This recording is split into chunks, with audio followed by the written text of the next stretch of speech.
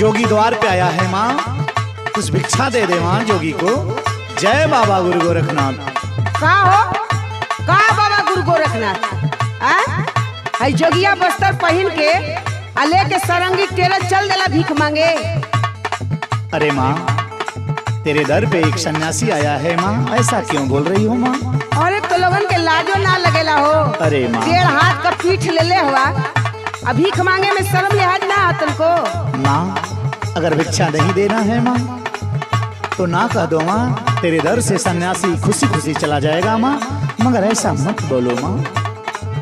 सुना, अगर चेला बने के रहल तो का करे चल गईला गुरु गोरखनाथ के लगे।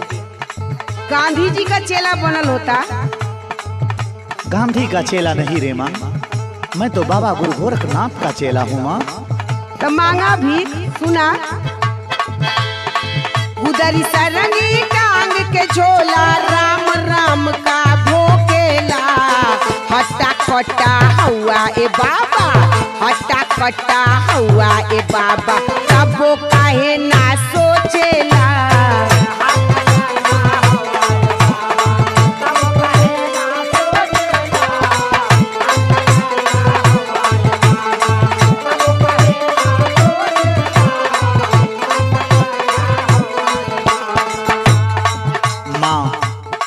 माँ मेरी बात को सुन माँ, किसी सन्यासी को अपने द्वार से ऐसे अपमानित मत करना माँ, मेरी बात को सुन।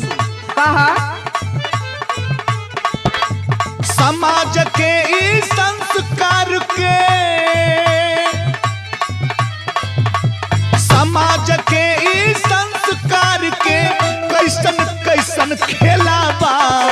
ऊ है देश के लूटे ए माई, अच्छा ऊ है देश के लूटे ए माई, जे गांधी के चेला बा।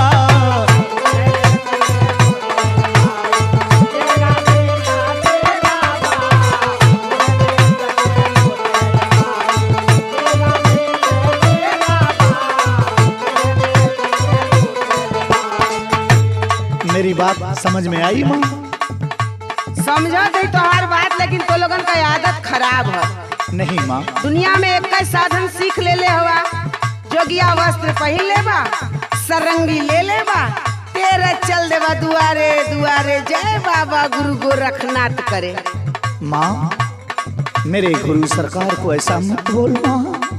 सुना, बताओ माँ। पढ़ लिख के बनता जब वकील जज अधिकारी हो।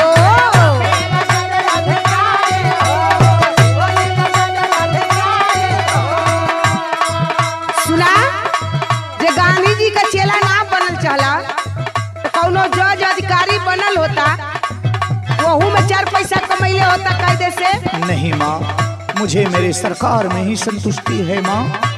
सुना सुना, बताओ माँ। पढ़ लिख के बनता जब वकील जज अधिकारी हो, पूजल जैता गांधी जी जस भगत सिंह क्रांतिकारी हो।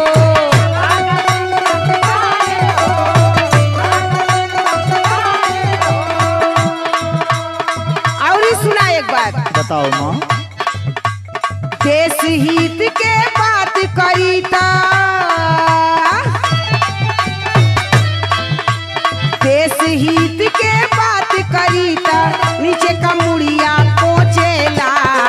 हट्टा कट्टा हुआ ए बाबा, हट्टा कट्टा हुआ ए बाबा, तब काहे न सोचेला।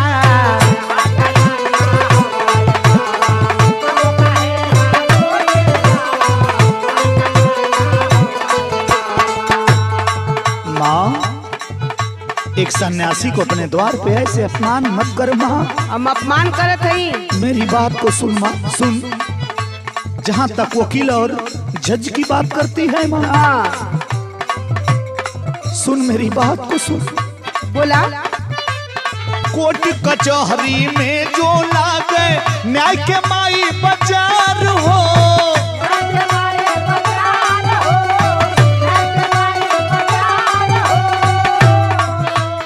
रोजो रोजे उहवा लूटल चले लाखों हजार हो।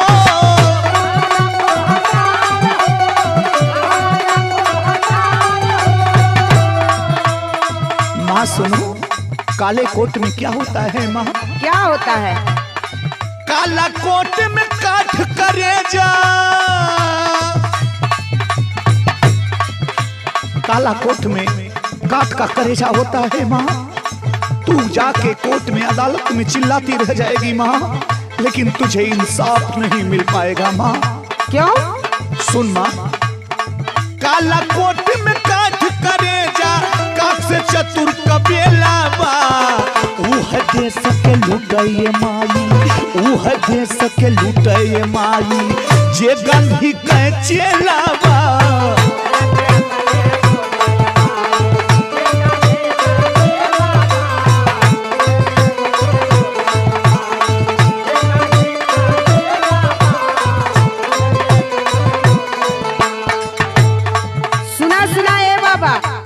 जितनी बात बोलत हुआ ना, कुल तोहार बकवास लौकत है।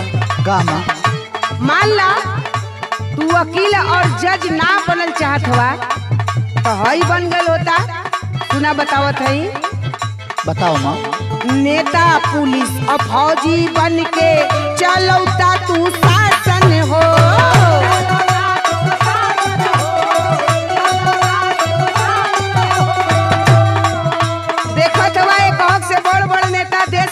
चलावत हुआ, देश का कैसे सुधार करत हुआ तो के पता है माँ? मेरे बाबा गुरु गोरखनाथ नहीं रहेंगे माँ तो धरती नहीं रहेगी माँ। सुना सुना, करता किसानी तब वो ए बाबा उपजाऊता तू राशन हो। कम से कम लोगन के खाए पिए का जुगाड़ तो करता। बात हमारे तो है माहुर लागे, बात हमारे तो है माहुर लागे, रही रही ओठ दबोचेला।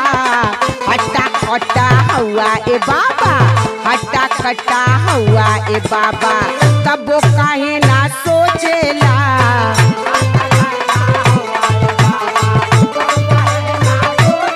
बोला बोला।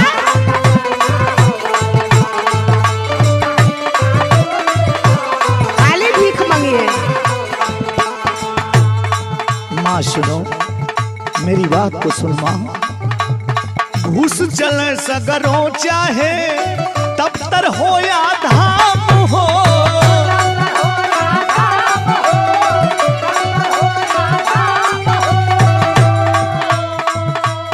संतोष पावे मन मोरी माई, जपल सिया राम हो।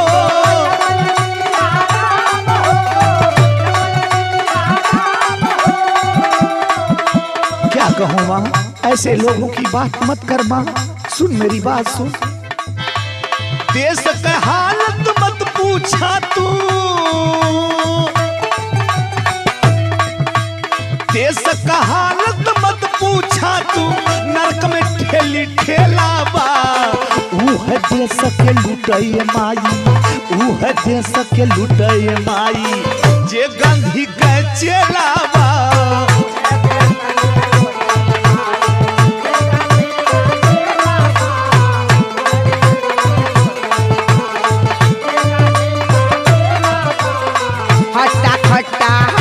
ए बाबा तब काहे न सोचेला। ऊह देश के लुटाइए माई, जे गांधी के चेला बा। हट्टा कट्टा हुआ ए बाबा तब काहे न सोचेला। ऊह देश के लुटाइए माई, जे गांधी के चेला बा। माँ बात समझ में आई माँ? हाँ बाबा, बड़ी बढ़िया से आपको बात समझ में आई। आप महान जोगी हुआ, हमरा गलती के माफ करा। बाबा गुरु गोरखनाथ आपका भला करे माँ। माँ मुझे भिक्षा दे। ठीक है बाबा।